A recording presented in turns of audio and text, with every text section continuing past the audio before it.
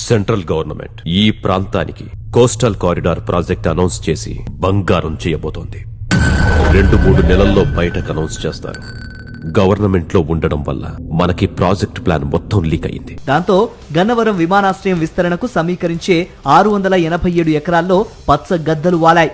ఈ భూములన్నీ బంగారం అయ్యే లోపు వీలైనంత భూమి మన దగ్గరుండా. టీడీపీ నేతలు తమ దగ్గర నుంచి తక్కువ ధరలకే భూములు కొనుగోలు చేస్తూ తొలుత అగ్రిమెంట్ చేసుకుని భూ సమీకరణ నోటిఫికేషన్ వెలువడిన తర్వాత రిజిస్ట్రేషన్ చేసుకుని వాటిని ప్రభుత్వానికి అప్పగించారని. వీలైనంత భూమి మన దగ్గరుండా. గన్నవరం అంతర్జాతీయ విమానాశ్రయం అభివృద్ధికి అవసరమైన 687 ఎకరాలను భూ సమీకరణ కింద తీసుకుని రాజధానిలో నివాస వాణిజ్య ప్లాట్లతో పాటు కౌలు ఇస్తామన్న సమాచారాన్ని అస్మదీయులకు చేరవేసింది. వీలైనంత భూమి మన దగ్గరుండా.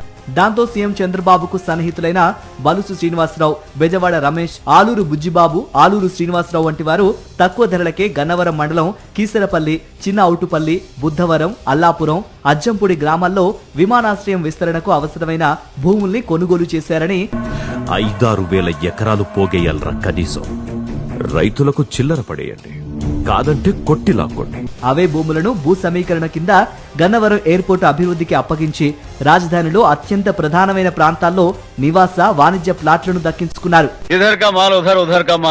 39.15 ఎకరాల భూమిని సీఎం చంద్రబాబు సన్నిహితుడు సినీ నిర్మాత చెరసాని అశ్వినీ దత్ భూ సమీకరణ కింద ఇచ్చి రాజధానిలో వెస్టర్న్ బైపాస్ కు సమీపంలో 3 రోడ్ల కూడలిలో 17,580 గజాల వాణిజ్య ప్లాటు, దానికి సమీపంలోనే 1000 గజాల చొప్పున 38 నివాస ప్లాట్లు, 150 గజాల మరో నివాస ప్లాట్ ను దక్కించుకున్నారు.